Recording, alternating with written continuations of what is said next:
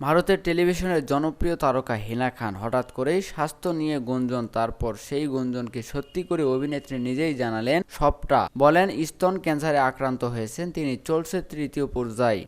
এই খবর জানার পর হতবাক তার ভক্ত অনুরাগীরা। অভিনেত্রীর দ্রুত আরোগ্য কামনা করেছেন ভক্ত সহকর্মীরা।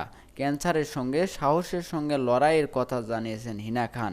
হাসপাতাল থেকে দেওয়া একটি ভিডিও পোস্টে জানান, প্রথম কেমোতে একটুও ভয় পাচ্ছেন না তিনি। বলেছেন, সব বাহারি চাকচিক্য শেষ, প্রথম কেমোথেরাপির জন্য হাসপাতালে আছি, সুস্থ হয়ে ফিরব। পাশাপাশি ক্যান্সারে আক্রান্ত হওয়ার সেই কঠিন সময়ের কথাও স্পষ্ট করেছেন অভিনেত্রী। পুরো ঘটনা উল্লেখ করে ভিডিওর নিচে লিখেছেন, একটি অ্যাওয়ার্ড অনুষ্ঠানে যোগ দেওয়ার আগেই এই দুঃসংবাদ পেয়েছিলেন তিনি, তবুও ভেঙে পড়েননি, বরং সেজেগুজে অনুষ্ঠানে উপস্থিত হয়েছিলেন। সেদিনের অনুষ্ঠানের কিছু মুহূর্ত জুড়ে দিয়েছেন হাসপাতালের ভিডিওর সঙ্গে। হিনা খান লিখেছেন, এই অনুষ্ঠানের রাতেই জানতে পারি আমি ক্যান্সারে আক্রান্ত।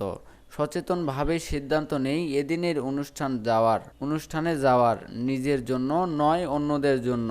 এই দিনটা আমার জীবনের কঠিনতম দিন, সেদিন থেকে সব বদলে গেল। তাই ভাবলাম ভালো কিছু দিয়েই শুরু করা যাক।